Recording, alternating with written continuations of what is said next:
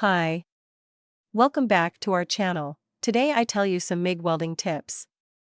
What do you need to know before starting MIG welding?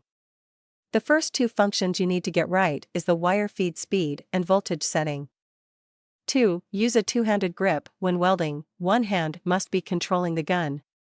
And it is not always possible, depending on how your work is laid out, to use the offhand to provide support to the gun hand or gun. 3. Maintaining optimal distance. The gun's distance from the work is quite essential. The standard distance of the gun from the base metal is considered to be 3/8 of an inch. And you need to make sure the wire is not overextended, known as stick out.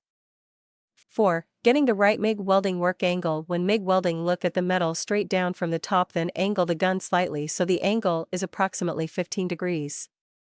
5. Maintain a steady speed. If you are doing it too fast, then you will get much less penetration due to too little heat being produced at the puddle and your weld will not have enough filler metal in for proper tie-in. However, if your speed is too slow, it may produce too much heat at the puddle, causing burn through, or at the very minimum will just produce some ugly shaped beads. If you follow the steps, you can get a good welding. I hope this video useful for you. Like this video, share your friends. If you want more video, please don't forget to subscribe this channel.